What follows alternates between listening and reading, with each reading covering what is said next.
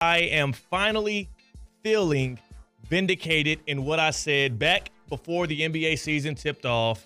Dwyane Wade had his statue celebration ceremony, whatever you want to call it. They had statue night for the Miami Heat before they opened up the season, and Wade addressed not just his team, but the family, the fans, everybody. In about 15 minutes, he talked to Heat Nation.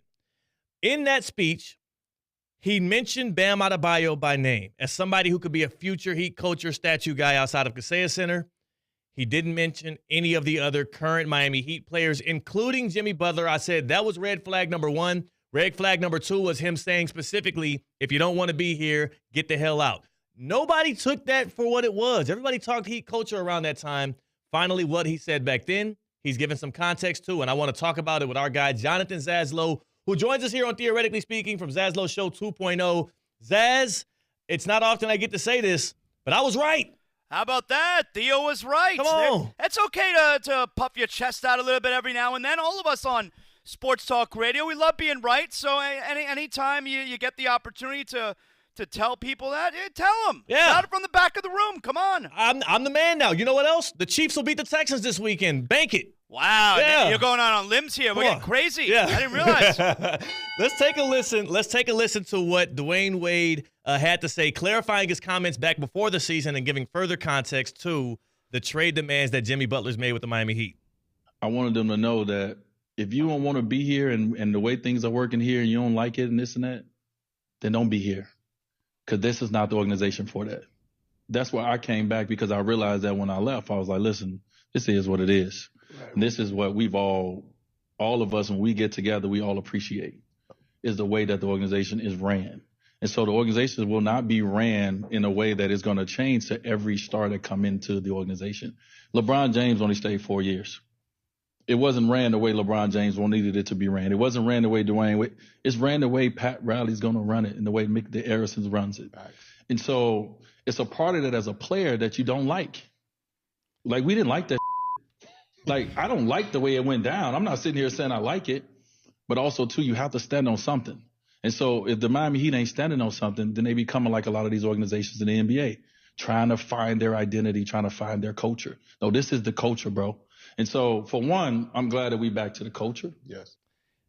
Zaz, for me, I hear that, and it reinforces what I already believed about Pat Riley being stern in his ways and not relenting to a star. We saw it with Wade. We saw it with LeBron. We're seeing it now with Jimmy Butler. But I also hear that, and I wonder how much longer can that work in the NBA with as much power, money, and influence the stars are starting to have. I love hearing everything Dwyane Wade just said. I love it so much. It's everything I love about this franchise. It's everything I've loved about this franchise since Pat Riley got here back in 1995. They do things differently. And I'll never forget, Eric Spoelstra, when he's said this several times, but I remember specifically when he met with Ray Allen going into the 2013 season. And they're meeting over dinner, and he told Ray, hey, we do things differently. We're not for everybody. That's the line. We're not for everybody. And he was explaining that to Ray Allen because, hey, you're coming off of a championship team a few years before. We want you, but we're not like the other teams that you played for. We're not for everybody. And I think the saddest part about this Jimmy Butler situation is Jimmy Butler is so perfect for the Heat. Right. And the Heat are so perfect for Jimmy Butler. Like, that just shows you that it's you could be a match made in heaven, but it's always about the money.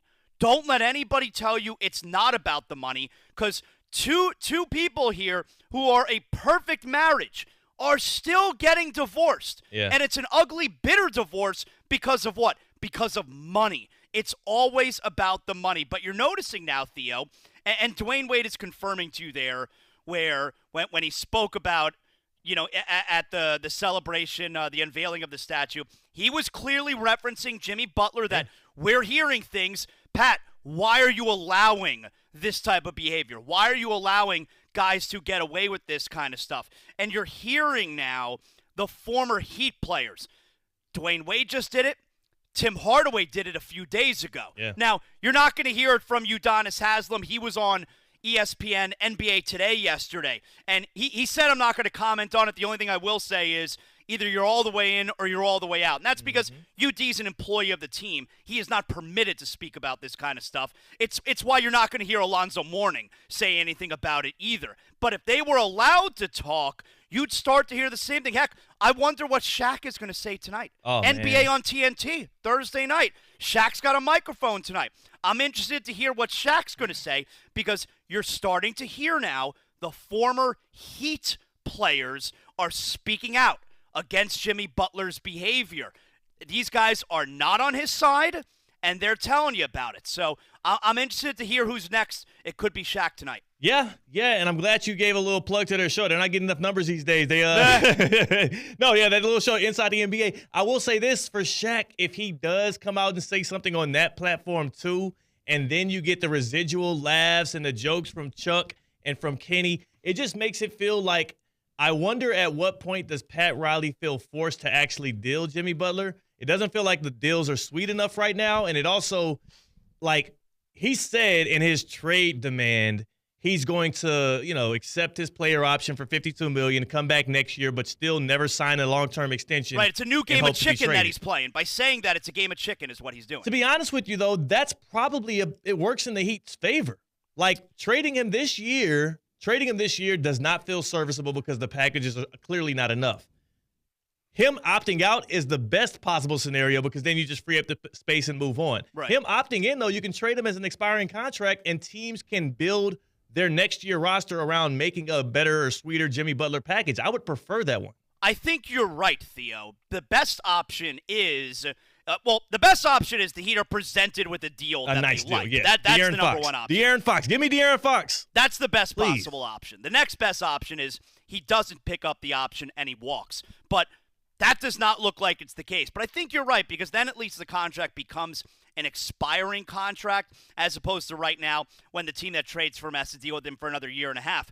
I also want to add here, though, Theo, what you're starting to hear now, in addition to, the former Heat players, that's important to note, former Heat players coming out and talking in support of the organization and against Jimmy Butler here, you're also now, because of that, you're starting to get the nonsense stories. You're starting to get the BS stories, which is Jimmy Butler's camp putting it out there because they got to try and win back a little bit of the public opinion here. That's why you're getting the story about money how, story.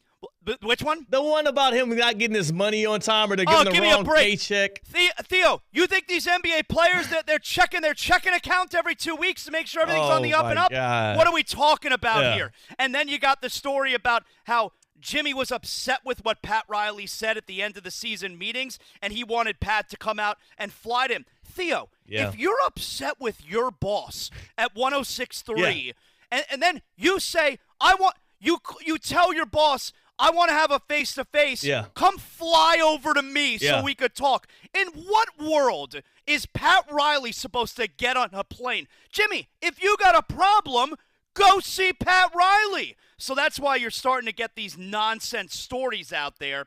They're coming from Jimmy's camp, obviously, and it's because in the court of public opinion, Jimmy's losing badly. He is. There's hard to save face for Jimmy because he's trying to do multiple things at once. He wants the money, he wants to be on a contender, and he also wants to be in a really nice city to live in. He wants all of it. And I don't know if he comes with that level of production that demands that. He's not LeBron James. He's not even Kevin Durant. Well, he could have had all the things you just mentioned here. Yeah. It's just the Heat. It's not that the Heat weren't going to give him a contract. Honestly. They weren't going to give him an extension that was the max. Yeah. The Heat were definitely willing to give him an extension. Yeah. Just not Jimmy makes $48 million this year, $52 million next year. He wants a raise. I know. And he wants a long-term raise. He doesn't just want a 1 year. He wants a commitment. A raise. From the Heat.